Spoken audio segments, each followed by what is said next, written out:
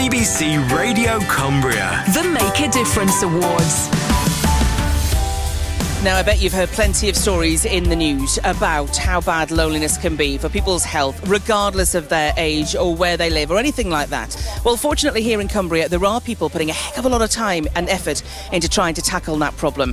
Cockermouth Linking Lives is one such organisation, and it's one of the finalists in the community group category of the BBC Radio Cumbria Make a Difference Awards. Ben Maid has been out to Cockermouth to meet some of those who volunteer and keep the group running, as well as those they help. We're a befriending service, so that's visiting people every week or ringing them, or some occasions emailing them.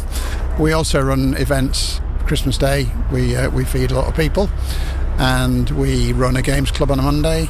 We run a comfort cafe for people who are bereaved, and we run a craft club as well once a month. I'm Terry Peat. I am the operations manager for Cockermouth Linking Lives. It is seen as a national problem, loneliness, particularly among young people as well now, but mainly on the over 65s, and often occurs when they've been married, they lose their partner, then they've done everything as a couple, and then they've got no connections, and so there is an awful lot of loneliness, and it has a really bad impact on people's health. David Hodgson volunteers with Cockermouth Linking Lives and was chosen to befriend an old farmer. Basically, I go along to see him, or went along to see him once a week for an hour, talk rubbish to him, with him, read the papers. He suffered profoundly with dementia, so it was quite difficult to get conversation out of him. And it was great. You get a feeling of achievement when you've been and you've seen this guy and made him smile. And then one time, it moved me when I turned up one Thursday morning and he remembered my name. Chris Shaw lives a few miles outside Cockermouth, but she comes into town for the weekly games clubs organised by Linking Lives. I must say, I was a bit nervous because as an ex-teacher, I would rather talk to 1,000 children than meet half a dozen strange adults. But I'd only been going 3 or 4 weeks, and I felt like one of the family. So the adults you met weren't too strange then, in the end? Well, the leader's a bit funny, but apart from that, they're all right. Malcolm lives with his wife Joan, who's had dementia for the last 10 years.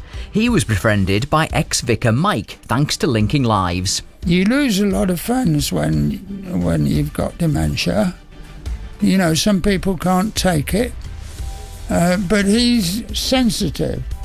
That's why it works with him. Because we chat about all sorts of things, How important a part of your week has that chat, has that meeting become now? I look forward to seeing him every week. It's for my sense of well-being, it's important, I think. And Mary is a regular at the twice-monthly Crafty Lunch Club in Cockermouth, and she always makes sure her calendar's free so she can get along. It's great fun. I've met a lot of people. We do a lot of interesting things, and it's just good to chat and catch up with people.